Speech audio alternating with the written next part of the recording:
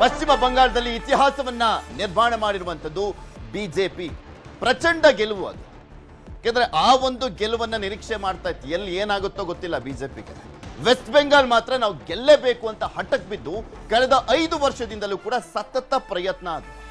ಸುಮ್ಮನೆ ಎಲೆಕ್ಷನ್ ಟೈಮ್ನಲ್ಲಿ ಹೋರಾಟ ಮಾಡಿ ಗೆದ್ದಿದ್ದಲ್ಲ, 5 ವರ್ಷಗಳ ಸತತ ಪ್ರಯತ್ನ ಅದು. ಕಾರ್ಯಕರ್ತರು 1,65,000 ಸಭೆಗಳನ್ನ ಮಾಡಿದೆ RSS ಅಲ್ಲಿ. ಕಾರ್ಯಕರ್ತರುಗಳಿಗೆ, ಅಲ್ಲಿನ ಜನರಿಗೆ ಧೈರ್ಯವನ್ನ ತುಂಬಿದ್ದಾರೆ. ಆ ಒಂದು ಕಾರಣಕ್ಕೆ 207 ಕ್ಷೇತ್ರಗಳಲ್ಲಿ ಗೆದ್ದು ಬಿಗಿರೋದು ಕಮಲ ಪಡೆ. TMCಯ 15 ವರ್ಷಗಳ ಆಡಳಿತ ಅಂತ್ಯ ಆಗಿದ್ದು. ಸ್ವತಃ ಮಮತಾ ಬ್ಯಾನರ್ಜಿನೇ ಹೀನಾಯ ಸೋಲು, ಬರೀ ಸೋಲಲ್ಲ, ಹೀನಾಯ ಸೋಲು. 15,000 ಮತಗಳ ಅಂತರದಲ್ಲಿ ಸೋತಿರುವಂತದ್ದು ಮಮತಾ ಬ್ಯಾನರ್ಜಿ. ಭವಾನಿಪುರ ಸುವೇಂದು ಮುಖರ್ಜಿ ಅವರು ಮತ್ತೊಮ್ಮೆ ಮಮತಾ ಬ್ಯಾನರ್ಜಿ ಅವರನ್ನ ಸೋಲಿಸಿದ್ರು. ನಂದಿಗ್ರಾಮದಲ್ಲಿ ಸೋಲಿಸಿದ್ರು, ಅದಾದ್ಮೇಲೆ ಭವಾನಿಪುರದಲ್ಲೂ ಕೂಡ ಸೋಲಿಸಿದ್ರು. 2021ರಲ್ಲಿ ನಂದಿಗ್ರಾಮದಲ್ಲಿ ಸೋಲಿಸಿದ್ರು. ಮಮತಾ ಬ್ಯಾನರ್ಜಿ ಅವರ ರೈಟ್ ಹ್ಯಾಂಡ್ ಅವರು. 2011ರಲ್ಲಿ ಮಮತಾ ಬ್ಯಾನರ್ಜಿ ಅವರ ಸರ್ಕಾರ, TMC ಸರ್ಕಾರ ಬರುವಂತ ನಿಟ್ಟಿನಲ್ಲಿ ಇವ್ರ ಪಾತ್ರ ಇತ್ತು. ಈಗ ನೋಡಿ, ಬಿಜೆಪಿ ಬರ್ಲಿಕ್ಕೂ ಕೂಡ ಪ್ರಮುಖ ಕಾರಣಕರ್ತರು ಸುವೇಂದು ಅಧಿಕಾರಿ ಅಂತ ಹೇಳಿದ್ರೆ ತಪ್ಪಾಗಲಿಕ್ಕಿಲ್ಲ. ಮೊದಲ ಬಾರಿಗೆ ಬಂಗಾಳದಲ್ಲಿ ಅರಳಿರುವಂತದ್ದು ಕಮಲ. ಯಾರಾಗ್ತಾರೆ ವೆಸ್ಟ್ ಬೆಂಗಾಲ್ನಲ್ಲಿ ಫಸ್ಟ್ ಟೈಮ್ ಬಿಜೆಪಿ ಮುಖ್ಯಮಂತ್ರಿ ಅನ್ನುವಂತ ಕುತೂಹಲ ಇದೆ. ಯಾಕಂದ್ರೆ ಇಷ್ಟು ದಿನ ನಾವು ನೆನೆಯಿಂದಲೂ ಕೂಡ ಹೇಳ್ತಾ ಇದ್ವಿ, ಎಡಕ್ಕೆ ವಾಲ್ತಾ ಇದ್ದಂತ ಪಶ್ಚಿಮ ಬಂಗಾಳ ಬಲಕ್ಕೆ ವಾಲಿದೆ. ಸೊ ಇತಿಹಾಸ ರಚನೆ ಆಗಿದೆ. ಇತಿಹಾಸದ ಸಂದರ್ಭದಲ್ಲಿ ಮೊದಲ ಮುಖ್ಯಮಂತ್ರಿಯಾಗಿ ಬಿಜೆಪಿಯಿಂದ ಯಾರು ಹೆಸರನ್ನ ಬರ್ಸ್ಕೊಳ್ತಾರೆ ಅಂತ ಒಂದ್ 5 ಜನರ ಹೆಸರಿದೆ. ಸುವೇಂದು ಅಧಿಕಾರಿ ಬಗ್ಗೆ ಹೇಳಬೇಕು. ಯಾಕಂದ್ರೆ ನಾನು ಆಗ್ಲೇ ಹೇಳ್ತಾ ಇದ್ದೆ, 2011ರಲ್ಲಿ TMC ಅಧಿಕಾರಕ್ಕೆ ಬರಲಿಕ್ಕೆ ಪ್ರಮುಖ ಕಾರಣಕರ್ತರು. 2020ರಲ್ಲಿ ಇವರು TMC ಬಿಟ್ಟು ಬಿಜೆಪಿಗೆ ಬರ್ತಾರೆ. ಆ ಒಂದು ಕಾರಣಕ್ಕೋಸ್ಕರ 2021ರಲ್ಲಿ ಬಿಜೆಪಿ ಒಂದು ಗಟ್ಟಿ ನೆಲೆಯನ್ನ ಕಾಣುತ್ತೆ. ಇವರ ಒಂದು ನೇತೃತ್ವದಲ್ಲಿ 77 ಸ್ಥಾನಗಳನ್ನ ಗೆಲ್ತಾರೆ. ಅದಾದ್ಮೇಲೆ ಸೋತಂತ ಸಂದರ್ಭದಲ್ಲಿ ಹಿಂಸಾಚಾರ ಆದಾಗ ಬಿಜೆಪಿ ಕಾರ್ಯಕರ್ತರ ಪರವಾಗಿ ನಿಂತ್ಕೊಂಡಂತವರು ಇದೇ ಸುವೇಂದು ಅಧಿಕಾರಿ. ಮಮತಾ ಬ್ಯಾನರ್ಜಿ ಬೇರೆ ಸೋಲ್ಸಿರುವಂತ ಹಿನ್ನೆಲೆಯಲ್ಲಿ ಅಪ್ಪರ್ ಹ್ಯಾಂಡ್ ಇದೆ ಸುವೇಂದು ಅಧಿಕಾರಿಗೆ. ಇದೆಲ್ಲದ್ರ ಬಗ್ಗೆ ಇನ್ನಷ್ಟು ಮಾಹಿತಿಯನ್ನ ಪಡ್ಕೊಳ್ತಾ ಹೋಗೋಣ. ನಮ್ಮ ಪೊಲಿಟಿಕಲ್ ಬ್ಯೂರೋ ಮುಖ್ಯಸ್ಥರಾಗಿರುವಂತಹ ಚಿದಾನ್ ಪಟೇಲ್ ನಮ್ಮ ಜೊತೆ ದೂರವಾಣಿ ಸಂಪರ್ಕದಲ್ಲಿ ಜಾಯ್ನ್ ಆಗಿದ್ದಾರೆ. ಗುಡ್ ಮಾರ್ನಿಂಗ್ ಪಟೇಲ್ ರೇ. ಸಾಕಷ್ಟು ಕುತೂಹಲ ಇದೆ. ಇತಿಹಾಸ ನಿರ್ಮಾಣ ಆಗಿರುವಂತದ್ದು ವೆಸ್ಟ್ ಬೆಂಗಾಲ್ನಲ್ಲಿ. ಅಲ್ಲಿ ಯಾರು ಮೊದಲ ಬಿಜೆಪಿ ಮುಖ್ಯಮಂತ್ರಿ ಆಗ್ತಾರೆ ಅನ್ನುವಂಥದ್ದು ಕೂಡ ಅಷ್ಟೇ ಕುತೂಹಲ ಇದೆ.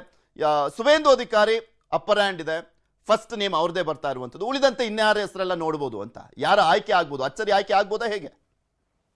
ಅಫ್ಕೋರ್ಸ್ ಪೃಥ್ವಿ, ಇವತ್ತು ಅಲ್ಲಿ RSS ಕಾರ್ಯಕರ್ತರು ಭಾರತೀಯ ಜನತಾ ಪಕ್ಷದ ಹಳೆಯ ನಾಯಕರುಗಳ ಪರಿಶ್ರಮ ಇದ್ರು ಕೂಡ ಇವತ್ತು ಭಾರತೀಯ ಜನತಾ ಪಕ್ಷ ಪಶ್ಚಿಮ ಬಂಗಾಳದಲ್ಲಿ ಅಧಿಕಾರಿಗೆ ಇಡ್ಲಿಕ್ಕೆ ಪ್ರಮುಖ ಕಾರಣ ಅಂತ ಹೇಳಿದ್ರೆ ಅದು ಮತ್ಯಾರು ಅಲ್ಲ, ಒಂದು ಕಾಲದ ಮಮತಾ ಬ್ಯಾನರ್ಜಿ ಅವರ ಅತ್ಯಾಪ್ತ ಹಾಗೂ ಅವರ ಸಂಪುಟದ ಅತಿದೊಡ್ಡ ಖಾತೆಯನ್ನು ಹೊಂದಿದ್ದಂತ ಮತ್ತು ಪಶ್ಚಿಮ ಬಂಗಾಳದ ಪ್ರಭಾವಿ ನಾಯಕ ಆಗಿರ್ತಕ್ಕಂಥ ಸುವೇಂದು ಅಧಿಕಾರಿ. ಸದ್ಯ ಹಲವಾರು ಹೆಸರುಗಳು ರೇಸ್ನಲ್ಲಿ ಬರ್ತಿದೆ. ಮೊದಲ ಬಾರಿ ಅಲ್ಲಿ ಭಾರತೀಯ ಜನತಾ ಪಕ್ಷದ ಮುಖ್ಯಮಂತ್ರಿಯನ್ನೇ ಮಾಡಬೇಕು, ಪಕ್ಷದೊಳಗಡೆ ಇದ್ದಂಥವ್ರನ್ನೇ ಮಾಡ್ಬೇಕಂತ ಈಗಾಗಲೇ ಚರ್ಚೆ ಆಗ್ತಿರ್ತಕ್ಕಂಥದ್ದು. ಈ ಚರ್ಚೆ ನಡುವೆ ಅನೇಕರ ಹೆಸರುಗಳು ಕೇಳಿ ಬರ್ತಿರ್ತಕ್ಕಂಥದ್ದು. ಅದರಲ್ಲಿ ಪ್ರಮುಖವಾಗಿ ಸುಮಾರು 2015 ಮತ್ತು 2021ರಲ್ಲಿ ಪಶ್ಚಿಮ ಬಂಗಾಳದ ರಾಜ್ಯಾಧ್ಯಕ್ಷ ಆಗಿದ್ದಂತ ದಿಲೀಪ್ ಘೋಷ್ ಹೆಸರು ಕೂಡ ಬಂದಿರತಕ್ಕಂಥದ್ದು. ಇವರು ಕೂಡ ಬಿಜೆಪಿ ತರಲು ಪರಿಶ್ರಮವನ್ನು ಮಾಡಿದ್ದಾರೆ. RSS ಪ್ರಚಾರಕರು ಕೂಡ ಹೌದು ಅನ್ನೋದು ಚರ್ಚೆ ಆಗ್ತಿರ್ತದ್ದು. ಮತ್ತೊಬ್ಬ ಭಾರತೀಯ ಜನತಾ ಪಕ್ಷದ ನಾಯಕ ಆಗಿರ್ತಕ್ಕಂಥ ಸದ್ಯ ಪಶ್ಚಿಮ ಬಂಗಾಳದ ರಾಜ್ಯಾಧ್ಯಕ್ಷ ಸಮೀಕ್ ಭಟ್ಟಾಚಾರ್ಯ ಹೆಸರು ಕೂಡ ಕೇಳಿ ಬರ್ತಿರ್ತಕ್ಕಂಥದ್ದು. ಈ ಎಲ್ಲದರ ನಡುವೆ ಕೂಡ ಅಲ್ಲಿ ಮಹಿಳೆಯನ್ನೇ ಅಲ್ಲಿ ಮುಖ್ಯಮಂತ್ರಿ ಮಾಡ್ಬೇಕಂತೇಳಿ ಇನ್ನೊಂದು ಚರ್ಚೆ ಭಾರತೀಯ ಜನತಾ ಪಕ್ಷದ ಒಳಾಂಗಣದಲ್ಲಿ ಚರ್ಚೆ ಆಗ್ತಿರ್ತಕ್ಕಂಥದ್ದು. ಹಾಗಾಗಿ ಅಲ್ಲಿನ ಮಹಿಳಾ ಘಟಕದ ಅಧ್ಯಕ್ಷ ಆಗಿದ್ದಂತ ಅಗ್ನಿಮಿತ್ರ ಪೌಲ್ ರವರ ಹೆಸರು ಕೂಡ ಇದೀಗ ಮುನ್ನೆಲೆಗೆ ಬಂದಿರತಕ್ಕಂಥ. ಸದ್ಯ ಅವರು ಕೂಡ ಶಾಸಕಿ ಆಗಿರ್ತಕ್ಕಂಥದ್ದು, ಮಹಿಳಾ ಕೋಟದ CM ಬೆಸ್ ನಲ್ಲಿ ಇರ್ತಕ್ಕಂಥದ್ದು. ಇನ್ನು ಪಶ್ಚಿಮ ಬಂಗಾಳದ ಬಿಜೆಪಿಯ ಮಾಜಿ ರಾಜ್ಯಾಧ್ಯಕ್ಷರು ಮತ್ತು ಸಂಸದರು ಆಗಿರ್ತಕ್ಕಂಥದ ಮತ್ತು ಈಶಾನ್ಯ ಪ್ರದೇಶಾಭಿವೃದ್ಧಿ ರಾಜ್ಯ ಸಚಿವರು ಆಗಿರ್ತಕ್ಕಂಥ ಸುಶಾಂತ್ ಮಜುಂದಾರ್ ಹೆಸರು ಕೂಡ ಕೇಳಿ ಬರ್ತಿರ್ತಕ್ಕಂಥದ್ದು. ಆದ್ರೆ ಕಳೆದ 10 ವರ್ಷಗಳಿಂದ ನಿರಂತರವಾಗಿ ಪಶ್ಚಿಮ ಬಂಗಾಳದ ಭ್ರಷ್ಟಾಚಾರ, ಅದು ಪಡಿತರ ಅವ್ಯವಹಾರ ಮತ್ತು ಶಿಕ್ಷಕರ ನೇಮಕಾತಿ ಅವ್ಯವಹಾರ, ಶಾರದಾ ಚಿಟ್ ಫಂಡ್ ಹಗರಣ, ನಾರದಾ ಚಿಟ್ ಫಂಡ್ ಹಗರಣ ಸೇರಿದಂತೆ ನಂದಿಗ್ರಾಮ ಉಳಿಸಿ ಹೋರಾಟದಿಂದ ಹಿಡಿದು ಕಳೆದ 34 ವರ್ಷಗಳ ಕಮ್ಯುನಿಸ್ಟ್ ಆಡಳಿತ ಪತನಕ್ಕೂ ಕೂಡ ಕಾರಣಕರ್ತ ಆದಂತ ಸುವೇಂದು ಅಧಿಕಾರಿ ಹೆಸರು ಕೇಳಿ ಬರ್ತಿರ್ತಕ್ಕಂಥದ್ದು. ಸುವೇಂದು ಅಧಿಕಾರಿ ಅವರು ಕಳೆದ 10 ವರ್ಷಗಳಿಂದ ನಿರಂತರವಾಗಿ ಮಮತಾ ಬ್ಯಾನರ್ಜಿ ವಿರುದ್ಧ ಹಗಲಿರುಳು ಹೋರಾಟಗಳನ್ನು ಮಾಡಿದ್ದಾರೆ.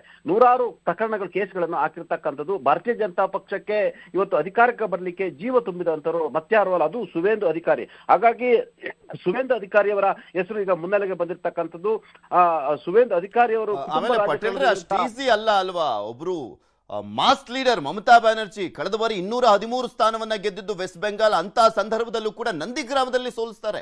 ಇನ್ನ ಭವಾನಿಪುರ ಆ ಒಂದು ಕ್ಷೇತ್ರದಲ್ಲಿ ನಿನ್ನೆ 15,000 ಲೀಡಲ್ಲಿ ಗೆದ್ದಿರುವಂಥದ್ದು. ಇಟ್ಸ್ ನಾಟ್ ಈಸಿ ಆಕ್ಚುಲಿ ಒಬ್ಬ ಮಾಸ್ ಲೀಡರ್ ಅನ್ನ ಸೋಲಿಸುವಂಥದ್ದು. ಆ ಕೆಲಸವನ್ನ ಸುವೇಂದು ಅಧಿಕಾರಿ ಮಾಡಿದ್ದಾರೆ. ಅವ್ರು ಇಲ್ಲ ಅಂದಿದ್ರೆ ಆಕ್ಚುಲಿ ಬಿಜೆಪಿ ಏನೂ ಅಲ್ಲ. ಈ ಮುಂಚೆ 3 ಸೀಟನ್ನ ಗೆದ್ದಂತವ್ರು 77 ಸೀಟಿಗೆ ಬಂದು ಇವತ್ತು 207 ಸೀಟಿಗೆ ಬಂದಿದ್ದಾರೆ. ಅದಕ್ಕೆ ಪ್ರಮುಖ ಕಾರಣಕರ್ತರು ಇವರೇ. ನೀವಾಗಲೇ ಹೇಳ್ತಾ ಇದ್ರಿ ಮೇನ್ ಆಗಿ ಒಬ್ರು ಬಿಜೆಪಿಯವ್ರನ್ನೇ ಮಾಡಬೇಕು ಅನ್ನುವಂಥ ಕೂಗು ಕೇಳಿ ಬರ್ತಾ ಇದೆ ಅಂತ. ಇಲ್ಲ ಅಂದ್ರೆ ಕೇಳಿ ಬರ್ತಾ ಇದೆ, ಇಲ್ಲ ಅಂತ ಹೇಳ್ತಾ ಇಲ್ಲ. ಆದ್ರೆ ಸಾಮ್ರಾಟ್ ಚೌಧರಿ ಆದ್ರು, ಅವರು RJD ಆಮೇಲೆ JDU ಎಲ್ಲಾ ಪಕ್ಷದಲ್ಲೂ ಕೂಡ ತಿರುಗಾಡ್ಕೊಂಡು ಬಂದಂತವ್ರನ್ನ ಬಿಜೆಪಿ ಅಲ್ಲಿ ಮೊಟ್ಟ ಮೊದಲ ಬಿಹಾರದ ಬಿಜೆಪಿ ಮುಖ್ಯಮಂತ್ರಿ ಆಗಿ ಮಾಡಿತ್ತು. ಆ ಒಂದು ಚಾನ್ಸಸ್ ಅಲ್ಲಿ ನೋಡ್ಬೋದಾದ್ರೆ ಇವ್ರಿಗೊಂದು 90% ಚಾನ್ಸ್ ಇದೆಯಾ ಅಂತ?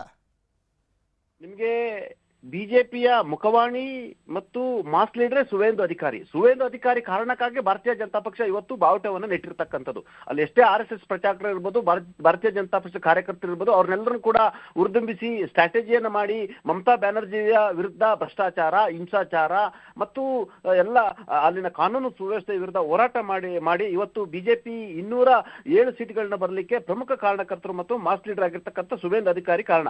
ಹಾಗಾಗಿ ಅವರು ಕುಟುಂಬ ರಾಜಕಾರಣದ ವಿರುದ್ಧ ಧ್ವನಿ ಎತ್ತಿ TMC ಗುಡ್ ಬೈ ಹೇಳಿದಂತವ್ರು ಮತ್ತು ಮಮತಾ ಬ್ಯಾನರ್ಜಿಯ ಸಂಬಂಧಿಕರಾಗಿದ್ದಂತ ಅಭಿಷೇಕ್ ಬ್ಯಾನರ್ಜಿ ವಿರುದ್ಧ ಕೂಡ ಧ್ವನಿ ಎತ್ತಿದ್ರು. ಜೊತೆಗೆ ಇವತ್ತು ಭವಾನಿಪುರದಲ್ಲಿ ಕೂಡ ಮಮತಾ ಬ್ಯಾನರ್ಜಿ ವಿರುದ್ಧ ಭರ್ಜರಿ ಜಯವನ್ನ ಕಂಡಿರ್ತಕ್ಕಂಥದ್ದು ಸತ್ಯ. ಇದೀಗ ಒಂದು ವೇಳೆ ಸುವೇಂದು ಅಧಿಕಾರಿಯವರ ಬಿಟ್ಟು ಬೇರೊಬ್ಬರನ್ನು ಮುಖ್ಯಮಂತ್ರಿ ಮಾಡಿದ್ರೆ ಸಂದೇಶ ಬೇರೆ ಹೋಗುತ್ತೆ. ಆ ಮುಖಾಂತರ ಎಲ್ಲೊಂದ್ ಕಡೆ ಭಾರತೀಯ ಜನತಾ ಪಕ್ಷವನ್ನು ಕಟ್ಟಿ ಬೆಳೆಸೋರು ಬೇರೆ, ಆದ್ರೆ ಭಾರತೀಯ ಜನತಾ ಪಕ್ಷಕ್ಕೆ ಗಟ್ಟಿ ನೆಲವನ್ನ ಹುಡುಕಿ ಕೊಟ್ಟಂತವರು ಸುವೇಂದು ಅಧಿಕಾರಿ. ಹಾಗಾಗಿ ಭಾರತೀಯ ಜನತಾ ಪಕ್ಷ ಕೂಡ ಅನಿವಾರ್ಯವಾಗಿ ಸುವೇಂದು ಅಧಿಕಾರಿಯನ್ನು ಮಾಡುವಂತ ಸ್ಥಿತಿ ನಿರ್ಮಾಣ ಆಗಿರ್ತಕ್ಕಂಥದ್ದು.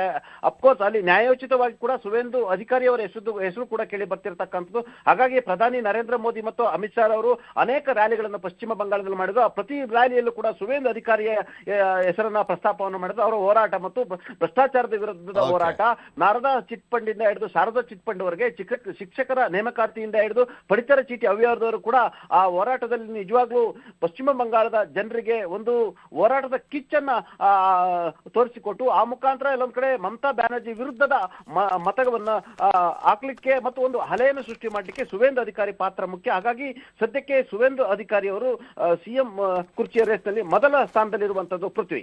ಓಕೆ, ಧನ್ಯವಾದ ಅಚ್ಯುತಾನಂದ್ ಪಟೇಲ್ ನಿಮ್ಮೆಲ್ಲ ಮಾಹಿತಿಗಾಗಿ. ನೋಡ್ತಾ ಇದೀವಲ್ಲ, ಸುವೇಂದು ಅಧಿಕಾರಿ ಬಗ್ಗೆನೇ ಯಾಕೆ ಇಷ್ಟೆಲ್ಲ ಚರ್ಚೆ ಆಗ್ತಾ ಇದೆ ಅಂದ್ರೆ ಇವತ್ತು ಬಿಜೆಪಿ ಅಲ್ಲಿ ಸ್ಟ್ಯಾಂಡ್ ಆಗ್ಲಿಕ್ಕೆ ಪ್ರಮುಖ ಕಾರಣಕರ್ತರು ಸುವೇಂದು ಅಧಿಕಾರಿ. 2020ರಲ್ಲಿ ಬಂದಂತವರು 2021ರಿಂದಲೂ ಕೂಡ ನಿರಂತರವಾಗಿ ಅಂದ್ರೆ ಲೂಪೋಲ್ಸ್ ಏನಿತ್ತು ಮಮತಾ ಬ್ಯಾನರ್ಜಿ ಅವ್ರದ್ದು ಎಲ್ಲದೂ ಕೂಡ ಗೊತ್ತಿರುವಂತ ಸುವೇಂದು ಅಧಿಕಾರಿ ಅವರು ವಿರೋಧ ಪಕ್ಷದ ನಾಯಕರಾಗಿದ್ದಾರೆ 2021ರಿಂದ 26ರವರೆಗೆ. ಈ ಸಂದರ್ಭದಲ್ಲಿ ಆ ಒಂದು ಸರ್ಕಾರವನ್ನ ಕಾಡಿದ್ದು, ಮಂಡಿಯೂರುವಂತೆ ಮಾಡಿದ್ದು, ಎಲ್ಲ ಹಂತದಲ್ಲೂ ಹೋರಾಟ ಮಾಡಿದ್ದು, ಪಕ್ಷದ ಒಳಗಡೆ ಅದರ ಜೊತೆಗೆ ಈ ವಿಧಾನಸಭೆಯ ಒಳಗಡೆ ವಿಧಾನಸಭೆಯ ಹೊರಗಡೆನೂ ಕೂಡ TMCಯನ್ನ ಅತಿ ಹೆಚ್ಚಾಗಿ ಕಾಡಿದ್ದು ಯಾರಾದರೂ ಇದ್ರೆ ಅದು ಸುವೇಂದು ಅಧಿಕಾರಿ. ಮತ್ತೆ ಅಂತ ಮಾಸ್ ಲೀಡರ್ನ ಸೋಲಿಸುವಂಥದ್ದು ಅಷ್ಟು ಈಸಿ ಅಲ್ಲ.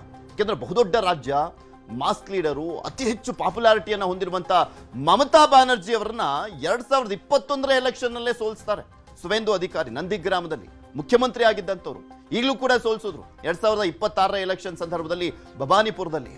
ಯಾಕೆಂದ್ರೆ ಅವ್ರನ್ನ ಕಟ್ಟಿ ಹಾಕುವಂತ ಸ್ಟ್ರಾಟಜಿ ಒಂದ್ ಕಡೆ, ಮತ್ತೊಂದ್ ಕಡೆ ಸೋಲಿಸ್ತೀನಿ ಅನ್ನುವಂತ ಒಂದು ಧೈರ್ಯ ಇದೆಯಲ್ಲ, ಅದಕ್ಕೂ ಕೂಡ ಮೆಚ್ಚಬೇಕು. ಸೊ ಹೀಗಾಗಿ ಸುವೇಂದು ಅಧಿಕಾರಿ ಅವರ ಹೆಸರು ಕೇಳಿ ಬರ್ತಾ ಇದೆ. ಮತ್ತೆ ಸುಮಿಕ್ ಭಟ್ಟಾಚಾರ್ಯ ಅವರ ಹೆಸರು ಕೂಡ ಪ್ರಮುಖವಾಗಿ ಕೇಳಿ ಬರ್ತಾ ಇರುವಂತದ್ದು. ಅವ್ರದ್ದು ಇನ್ನೊಂದು ಆಪ್ಷನ್ ರೀತಿಯಲ್ಲಿ ಕೇಳಿ ಬರ್ತಾ ಇದೆ. ಯಾಕೆಂದ್ರೆ ಅವರು ಮೊಟ್ಟ ಮೊದಲ ಬಿಜೆಪಿಯ ಶಾಸಕರು ವೆಸ್ಟ್ ಬೆಂಗಾಲ್ನಲ್ಲಿ 2014ರಲ್ಲಿ ಬೈ ಎಲೆಕ್ಷನ್ ನಡೆಯುತ್ತೆ. ಮೊಟ್ಟ ಮೊದಲ ಬಿಜೆಪಿ ಶಾಸಕರಾಗಿದ್ದಂಥವ್ರು. ಹಾಗೆ ಬಿಜೆಪಿ ಗೆಲ್ಲುವಂತ ನಿಟ್ಟಿನಲ್ಲಿ ಅವರ ಪ್ರಮುಖ ಪಾತ್ರ ಇದೆ. ಮತ್ತೆ ದಿಲೀಪ್ ಘೋಷ್ ಅವರ ಹೆಸರು ಕೇಳಿ ಬರ್ತಾ ಇದೆ. ಅವರ ನೇತೃತ್ವದಲ್ಲಿ 2019ರಲ್ಲಿ ಲೋಕಸಭಾ ಎಲೆಕ್ಷನ್ ನಡೆದಂತ ಸಂದರ್ಭದಲ್ಲಿ 42 ಕ್ಷೇತ್ರಗಳ ಪೈಕಿ 18 ಕ್ಷೇತ್ರಗಳನ್ನ ಲೋಕಸಭೆಯಲ್ಲಿ ಬಿಜೆಪಿ ಗೆದ್ದಿರುತ್ತೆ. ಅದಕ್ಕೆ ಪ್ರಮುಖ ಕಾರಣಕರ್ತರು ದಿಲೀಪ್ ಘೋಷ್. ಸೊ ಇವೆಲ್ಲವನ್ನು ಕೂಡ ಅಳೆದು ತೂಗಿ ಮಾಡ್ತಾ ಇದ್ರು ಕೂಡ 90% ಆಫ್ ಚಾನ್ಸಸ್ ಸುವೇಂದು ಅಧಿಕಾರಿಗೆ ಇದೆ ಅನ್ನುವಂಥದ್ದನ್ನ ಹೇಳ್ತಾ ಇದೆ ಬಿಜೆಪಿ ಮೂಲಗಳು. ಕಾದ್ ನೋಡೋಣ, ಅಚ್ಚರಿ ಅಭ್ಯರ್ಥಿ, ಅಚ್ಚರಿ CM ಅಲ್ಲೂ ಕೂಡ ಏನಾದ್ರೂ ಆಯ್ಕೆ ಆಗ್ಬೋದಾ ಅಂತ.